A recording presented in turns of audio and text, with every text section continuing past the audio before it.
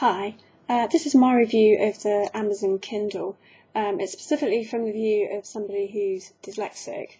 I'm sure that a lot of these issues are true for any other reader as well, but I just wanted to offer the specific dyslexic view on it. I have to say it's a great piece of kit. I've had mine for nearly a year now. I got it for Christmas 2010.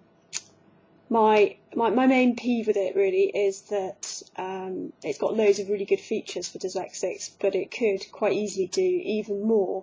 So it's sort of a bit of a peevish kind of complaint in that it really is better than a normal textbook in a lot of cases, but it's I want more basically. So the first thing I want to talk about is the way the text appears on the page. The electronic ink is everything it's cracked up to be and everything that all the other reviews say, and that the clarity is really good. The other thing is that it doesn't suffer from glare. You don't get that kind of visual tiredness that you get with reading off a computer screen, which I know affects everybody and particularly affects dyslexics.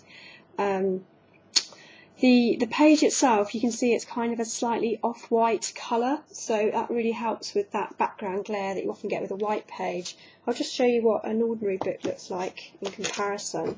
So here's an ordinary book next to it, and you can see that this page is much whiter really than it is for the Kindle, so that's quite good. It reduces visual stress that a lot of dyslexics get. The snag is that you can't change the background colour of the page, and I know normally when I'm reading on a computer I do often change the background. I find that really helps. That said, you can do what you might normally do with a normal book, and that you can use coloured overlays. So I like Crossbow Education's reading ruler. It looks like a bookmark, so it's quite discreet to use at work, and the line helps you keep your place on the page. I've cut this one down so that it will fit my Kindle nicely, like so, which is quite good. What I did discover is because the page isn't white like it is for a normal book, the overlay that I normally use on a normal book, which is the purple one, doesn't work with the Kindle. It's too dark. So if you find your normal overlay doesn't work, I'd recommend just trying some other colours to find one that does, perhaps a paler one, to compensate from the slight sort of greyness of the Kindle itself. The other thing about the Kindle is that it does have inbuilt text-to-speech. I've got to say it's slightly disappointing. I'd hoped it would be better than it is, although I know text-to-speech is quite a difficult technology. So let me just show you it reading a section of this book. Condemnation to perdition, turned on his heel and hurried towards the house. It was only when he reached his bookshelves that he remembered that all the volumes relating to the incident in question. So there's a few things you can change about the speech. You can change the rate, so you can make it slower. Like other patients who found a tonic to their liking, had exceeded his and you can also make it faster. By perusing the Tristan legends. And one was more unethical still, must have related them afterwards with custom. You can change from a male to female voice, but that's the only choice of voices that you have.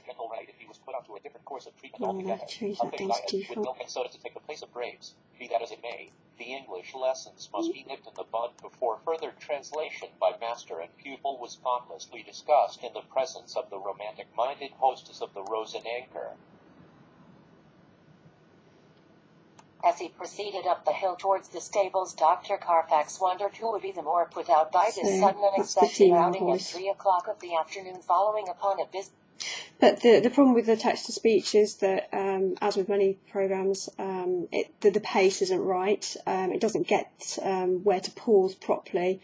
It seems to blur some of the words as well, so they're kind of slightly, they're kind of noisy. So I've used it a little bit, but not as much as I thought I would. I thought that I'd use it in conjunction with reading the text visually, and it would sort of help pace me, but I find that it's too distracting to do that. The other nice thing is that you can change the way the text appears. So, for instance, this is kind of a serif font with all the curly bits, and typically I find that's quite difficult to read. I prefer a sans serif font. I don't know, a lot of people do. You have got 3 choices of font. The regular, which is the serif font, something called condensed, which just seems to be a tighter font, which I really don't like, and finally a sans serif font, which is a bit like Arial that PC users will be familiar with. So it's really great to have that choice, and that's certainly better than an ordinary book, but they're probably not the fonts I would willingly choose. It's nice to have the choice, but I'd like a bit more choice, I think is what I'm saying. You can also change the size of the text, and I find that's quite helpful. That sometimes makes some things easier to read.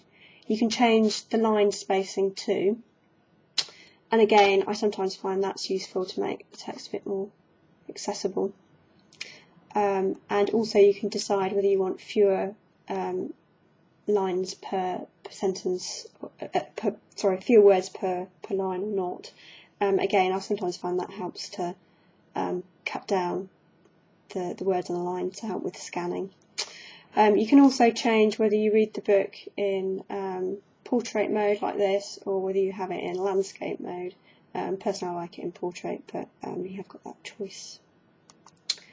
Another handy thing that you've got is that obviously because it's an ebook, it's interactive, so it's got a dictionary built into it. So if you're kind of reading along and you find a word you're not quite sure of, so let's say I wasn't sure what couplets is, I just move the cursor to couplets, as you see there, and the definition pops up down here, or at the top of the page if you read further down. So that's quite useful. The other thing that you can do is that you can highlight text. So it's probably particularly helpful if it's a non-fiction book and you're studying and you want to just make a note of a really useful section. You can highlight it like you would with a highlighter pen in a normal book, or you can highlight it and add your own note to sort of remind yourself why it's relevant. I know with non-fiction books, I'm one of those dreadful people who tends to write in books to highlight the bits. So for me, that's quite useful. You can export the highlights as well onto your PC, so that you can use it if you're writing essays and things. The other couple of other features which are useful, there are. Oh, sorry, let me get rid of this.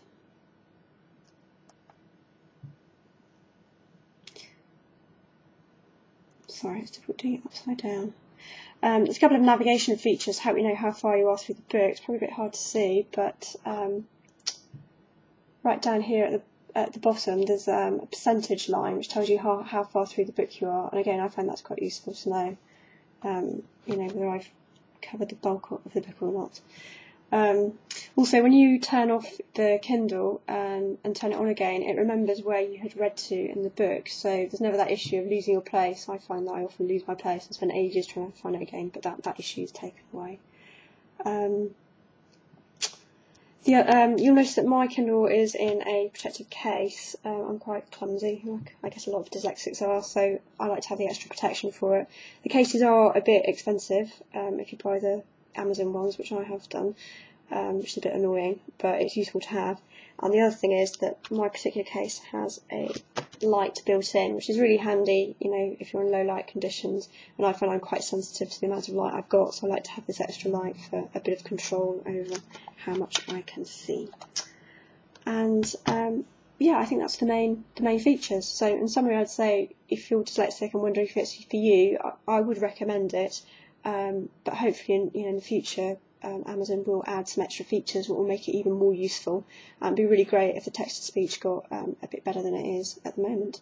Thanks for listening. I hope it was useful.